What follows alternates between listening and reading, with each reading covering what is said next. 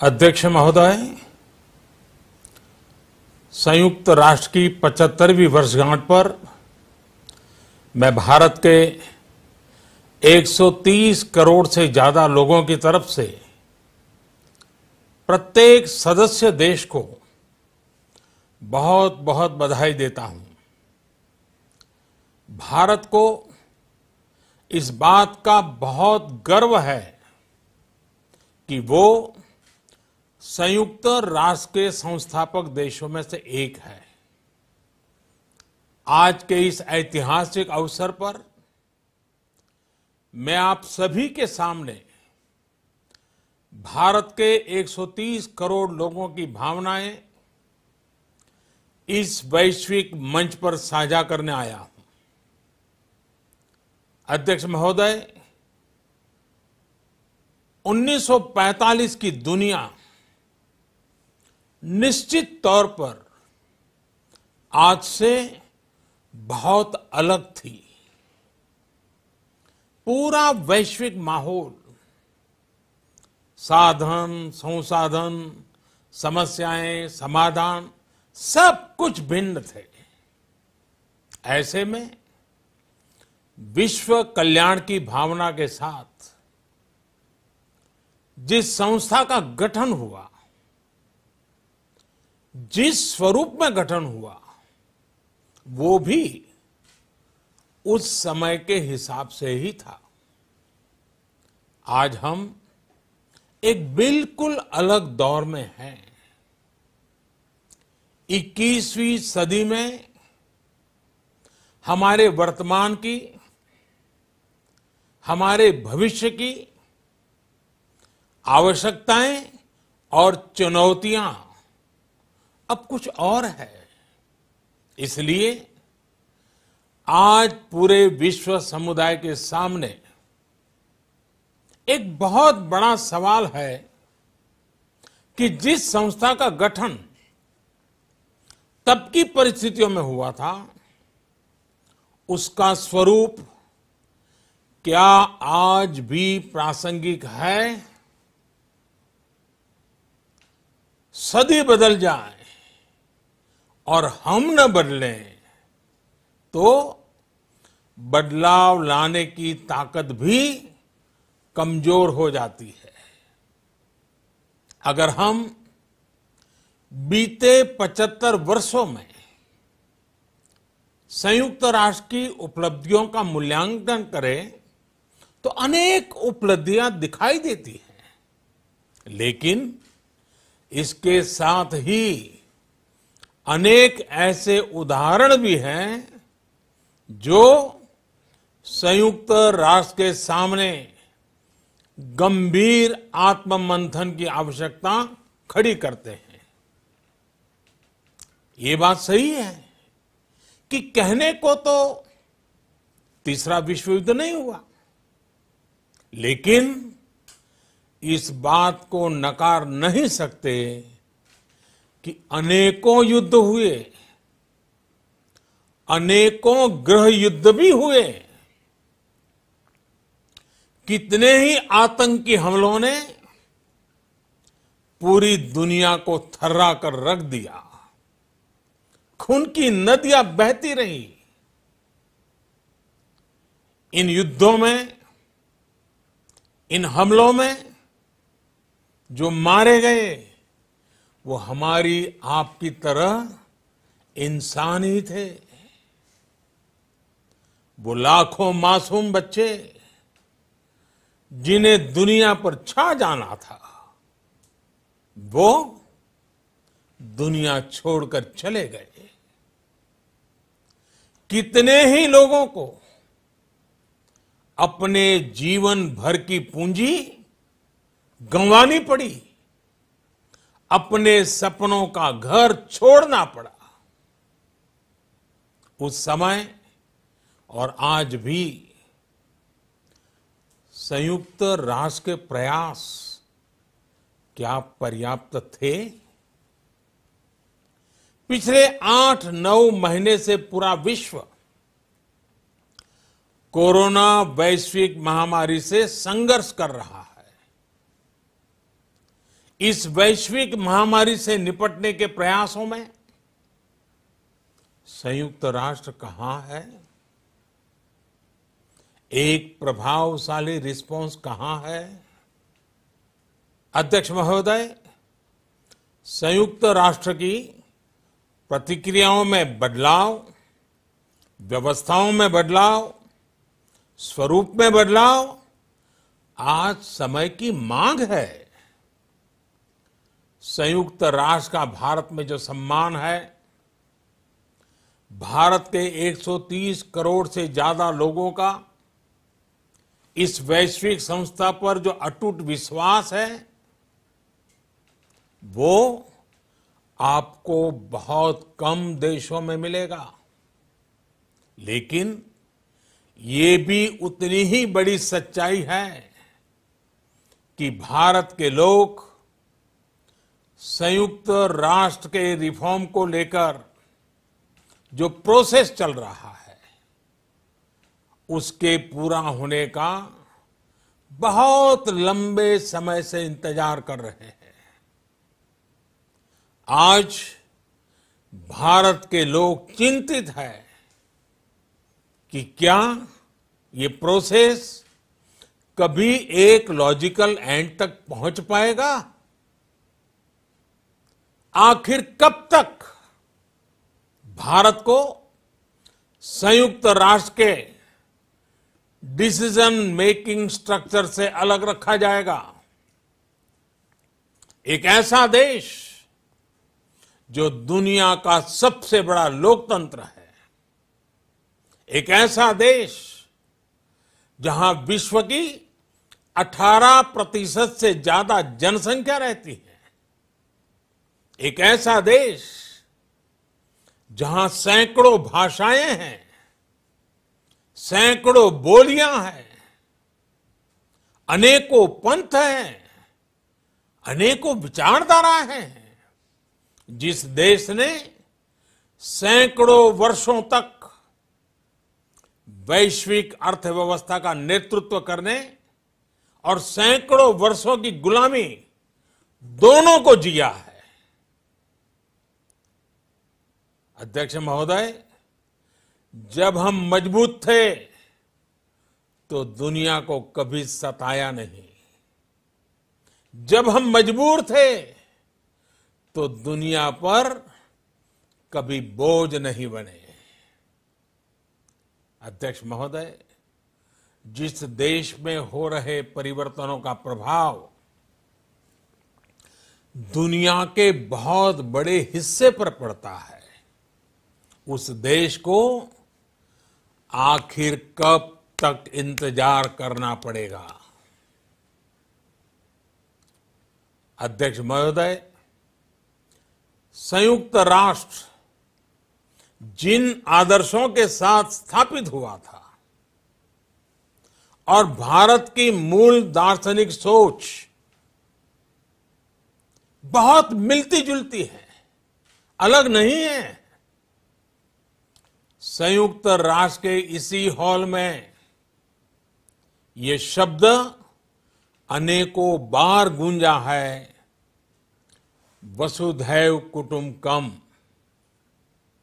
हम पूरे विश्व को एक परिवार मानते हैं।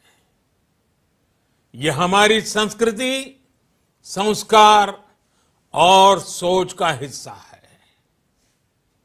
संयुक्त राष्ट्र में भी भारत ने हमेशा विश्व कल्याण को ही प्राथमिकता दी है।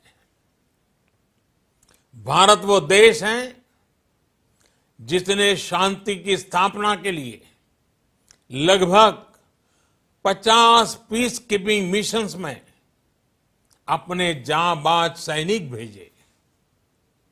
भारत वो देश है जिसने शांति की स्थापना में सबसे ज्यादा अपने वीर सैनिकों को खोया है। आज प्रत्येक भारतवासी संयुक्त राष्ट्र में अपने योगदान को देखते हुए संयुक्त राष्ट्र में अपनी व्यापक भूमिका भी देख रहा है।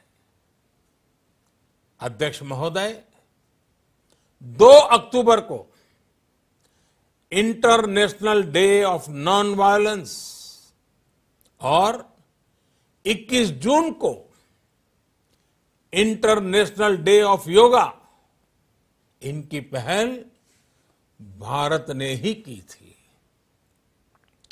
Coalition for disaster resilient infrastructure और इंटरनेशनल सोलर अलायंस, ये भारत के ही प्रयास है। भारत ने हमेशा पूरी मानव जाति के हित के बारे में सोचा है, न कि अपने निहित स्वार्थों के बारे में। भारत की नीतियां हमेशा से इसी दर्शन से प्रेरित रही है। भारत की नेबरहुड फर्स्ट पॉलिसी से लेकर एक्ट ईस्ट पॉलिसी तक, security and growth for all in the region, इसकी सोच, या फिर इंडो पैसिफिक क्षेत्र के प्रति हमारे विचार, सभी में इस दर्शन की झलक दिखाई देती है। भारत की पार्टनरशिप का मार्गदर्शन भी यही सिद्धांत तय करता है। भारत जब किसी से दोस्ती का हाथ बढ़ाता है तो वो किसी तीसरे के खिलाफ नहीं होती।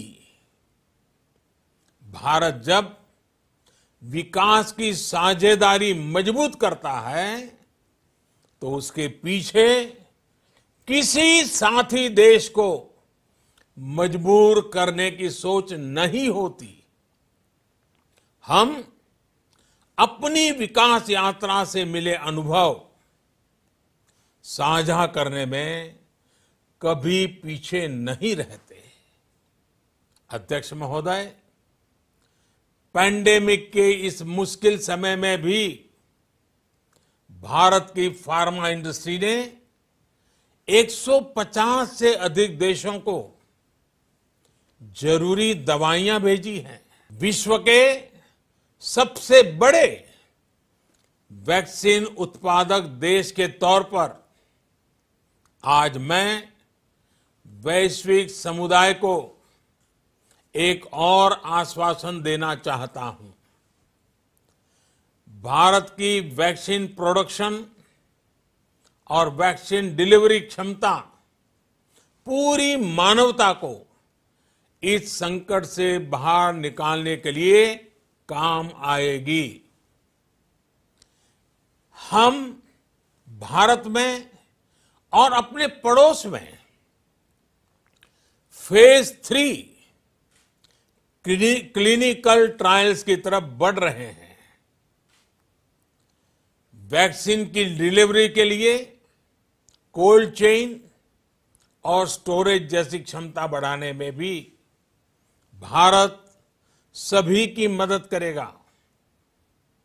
अध्यक्ष महोदय, अगले वर्ष जनवरी से भारत सुरक्षा परिषद के अस्थायी सदस्य के तौर पर भी अपना दायित्व निभाएगा। दुनिया के अनेक देशों ने भारत पर जो विश्वास जताया है, मैं उसके लिए सभी साथी देशों का आभार प्रकट करता हूं। विश्व के सबसे बड़े लोकतंत्र होने की प्रतिष्ठा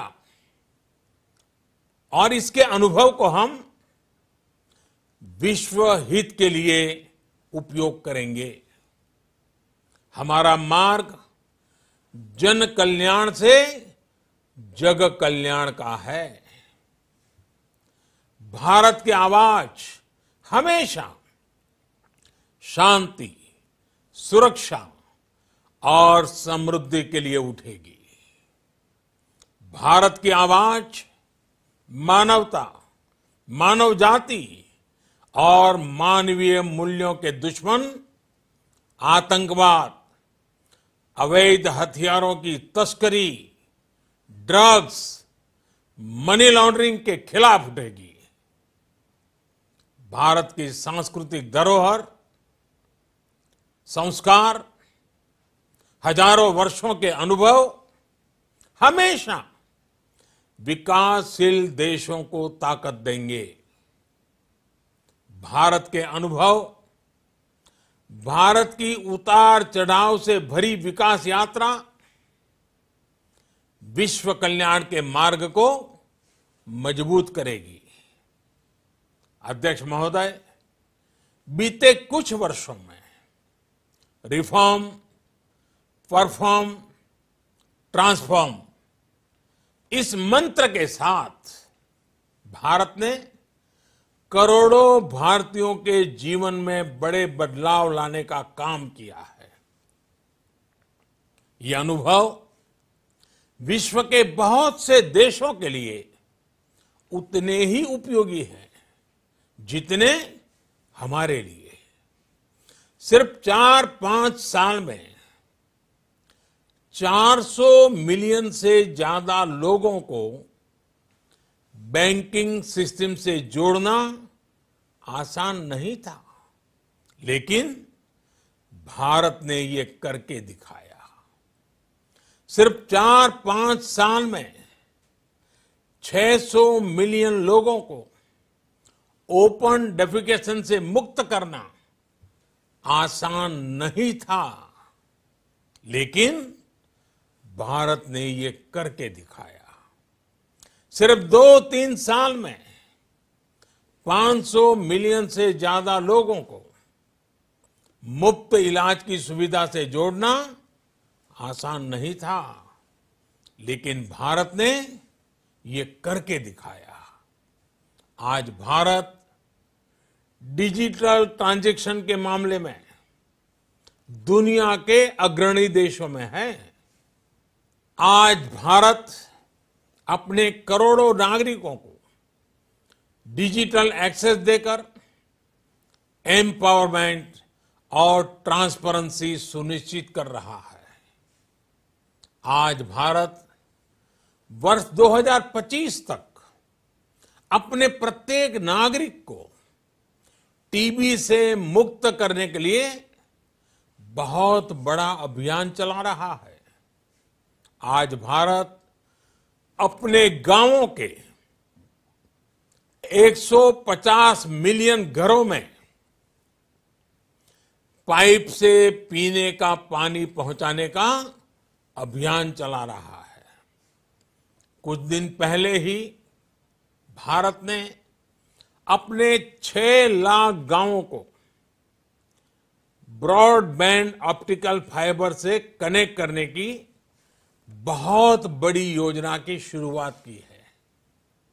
अध्यक्ष महोदय, पैंडेमिक के बाद बनी परिस्थितियों के बाद हम आत्मनिर्भर भारत के विजन को लेकर आगे बढ़ रहे हैं। आत्मनिर्भर भारत अभियान ग्लोबल इकोनॉमी के लिए भी एक फोर्स मल्टीप्लायर होगा। भारत में आज ये सुनिश्चित किया जा रहा है कि सभी योजनाओं का लाभ बिना किसी भेदभाव प्रत्येक नागरिक तक पहुंचे।